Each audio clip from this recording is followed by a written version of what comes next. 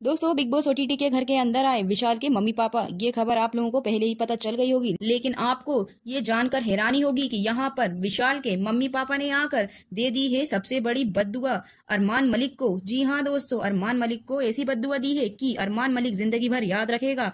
ये एक माँ की बद्दुआ है।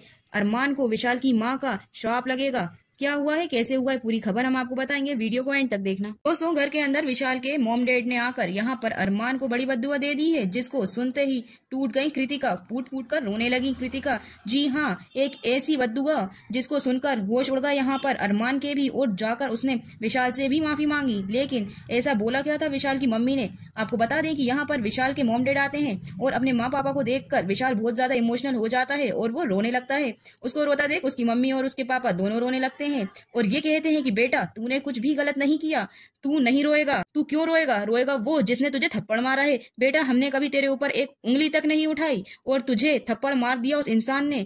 किसने दिया उसको ये अधिकार? यहाँ पर अरमान बीच में बोलने लगता है कि मुझे जो लवकेश ने बताया मैंने वही किया। उसने अगर मुझे बताया होता कि विशाल की इंटेंशन गलत नहीं थी तो मैं उसको थप्पड़ नहीं मारता। ऐसे में यहाँ पर मना कर दिया विशाल के पापा ने अरमान से बात करने के लिए। लेकिन फिर बोली विशाल की मम्मी। विशाल की मम्मी ने अरमान को बोला कि तुम किसी के बेटे हो और तुम्हारे घर में भी बेटा है, और तुमने जितना दर्द मुझे और मेरे पति को दिया है ना, हमारे बेटे को ऐसा परेशान करके, और जिस तरीके से तुमने मेरे बेटे की इज्जत की धज्जियां उड़ाई है नेशनल टेलीविजन पर, मैं तुम्हें श्राप देती हूँ बेटा कि वैसे ही तुम्हारे साथ भी होगा। तुम्हें पता चलेगा कि जब इज्जत की धज्जियां नेशनल टेलीविजन में आपकी उड़ती है ना, तो खानदान में कितनी बेइज्जती होती है, दुनिया में कितनी बेइज्जती होती है। वो बेइज्जती तुम महसूस करोगे, एक बाप होने के तौर पर भी करोगे और एक बेटा होने के तौर पर भी करोगे। ये सुनकर हैरान हो गया अरमान। अरमान ने हाथ जोड़कर माफी मांगने लगा, लेकिन उसकी माँ ने कहा कि नहीं बेटा, मैं माफ नहीं कर पाऊंगी तुम्हें, क्योंकि बीता पूरा हफ्ता मेरा जैसा बीता है।